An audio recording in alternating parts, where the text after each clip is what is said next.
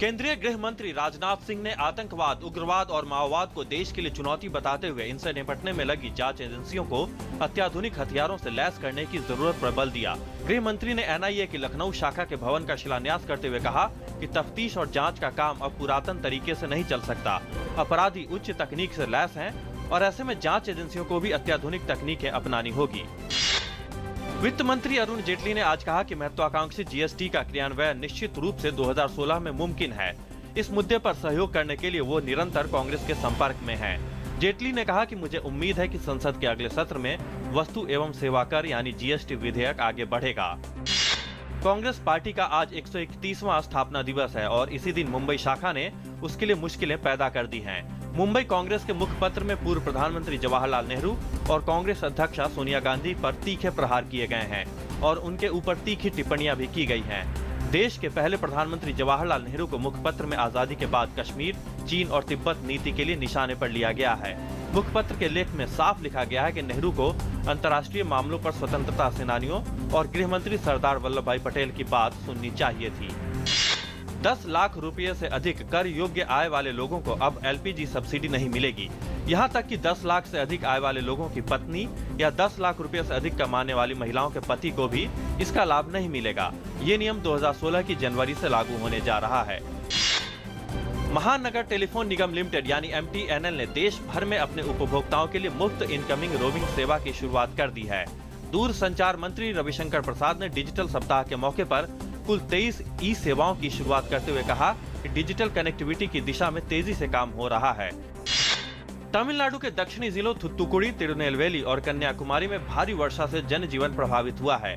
मौसम विभाग ने अगले 24 घंटों में राज्य के दक्षिणी जिलों में कुछ स्थानों पर बारिश होने का अनुमान जताया है। बारिश का पानी निचले इलाकों में भर गया है और थुत्तुकुड़ी में सड़कें पानी में डूबी हैं। राष्ट्रीय आपदा मोचन बल के 210 जवानों वाली 6 टीमें ताम्रपर्णी नदी के पास आकस्मिक सहायता के लिए लगाई गई हैं। चंडीगढ़ के सेक्टर 26 स्थित ट्रांसपोर्ट एरिया में एक मकान की छत गिरने से 6 लोगों की मौत हो गई, जबकि 4 गंभीर रूप से घायल हैं। एक मकान के पास ही बेसमेंट की खुदाई का काम चल रहा था। इस सेट की दीवार कमजोर होकर गिर गई। एटीएस ने राजस्थान के जैसलमेर जिले के पोखरण में पाकिस्तान की खुफिया एजेंसी के लिए जासूसी करने के आरोप में एक पूर्व सैनिक को गिरफ्तार किया है। बताया जा रहा है कि वो कुछ महत्वपूर्ण सूचनाएं कथित रूप से पाकिस्तान की खुफिया एजेंसी को भेज रहा था। पुलिस द्वारा की गई पूछताछ में गोवर्धन सिंह ने सैन्य ऑपरेशन और सामरिक जानकारियां सीमा पार भेजना स्वीकार किया है। शीना बोरा हत्याकांड में पीटर मुखर्जी की न्यायिक हिरासत 11 जनवरी तक बढ़ा दी गई है। शीना बोरा हत्याकांड के आरोपियों में पीटर मुखर्जी के अलावा उनकी पत्नी इंद्राणी मुखर्जी, इंद्राणी के पूर्व पति संजीव खन्ना और पूर्व चालक श्यामवर राय हैं। इंद्राणी की बेटी शीना की हत्या अप्रैल 2012 में की गई थी। महाराष्ट्र के मुख्यमंत्री देवेंद्र फडणवीस और पेट्रोलियम तथा प्राकृतिक गैस राज्य मंत्री धर्मेंद्र प्रधान ने आज मुंबई रिफाइनरी में भारत पेट्रोलियम की नई अत्याधुनिक क्रूड डिस्टिलेशन इकाई को राष्ट्र को समर्पित किया। इस इकाई की क्षमता 6.0 MMTPA है और इस पर 1419 करोड़ रुपए की लागत आई है। अफगानिस्तान में आज सुबह काबुल हवाई अड्डे के पास आत्मघाती बम हमले में एक व्यक्ति की मौत हो गई और 13 घायल हो गए। मौके पर मौजूद एक पुलिस अधिकारी ने बताया कि आत्मघाती हमलावर एक ट्रक के पास पहुंचा और खुद को उड़ा लिया। विस्फोट में एक मिनी बस भी क्षतिग्रस्त हो गई।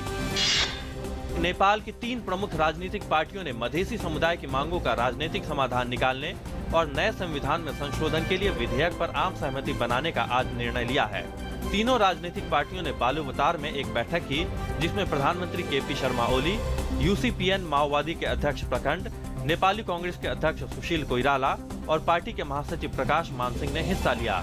नेपाली प्रधानमंत्री के प्रेस सचिव के अनुसार तीनों प्रमुख पार्टियों और आंदोलनरत यूनाइटेड डेमोक्रेटिक मधेसी फ्रंट की एक बैठक जल्द ही बुलाई जाएगी, ताकि संसद में पेश संविधान संशोधन विधेयक और मधेसी आंदोलन के संबंध में राजनीतिक पार्टियों के बीच एक आम राय बनाई जा सके। मध्य सीरिया के होम्स शहर में शक्तिशाली बम विस्फोट में आज कम से कम 32 लोगों की मौत हो गई और दर्जनों लोग घायल हो गए। विस्फोट 2 कार में रखे बम से किए गए और एक विस्फोट आत्मघाती हमलावर ने अल ज़हरा के मुख्य मैदान में किया। इराक की साझा सैन्य अभियान कमान के प्रवक्ता ने आज कहा कि सुरक्षा बलों ने रमादी शहर को आईएस के कब्जे से मुक्त करा लिया है। उन्होंने जानकारी दी कि कब्जे के बाद वहां राष्ट्रीय ध्वज भी फहराया गया है। ऑस्ट्रेलिया और वेस्टइंडीज के बीच बॉक्सिंग डे टेस्ट मैच में ऑस्ट्रेलिया की स्थिति बेहद मजबूत होती नजर आ रही है। आज तीसरे दिन का खेल खत्म होने पर ऑस्ट्रेलिया ने अपनी दूसरी पारी में 3 विकेट पर 179 रन बना लिए हैं। इस तरह कंगारू टीम ने पहली पारी की बढ़त के आधार पर 459 रन की विशाल बढ़त हासिल कर ली है। इससे पहले वेस्टइंडीज की टीम अपनी पहली पारी में 271 रन पर ढेर हो गई थी।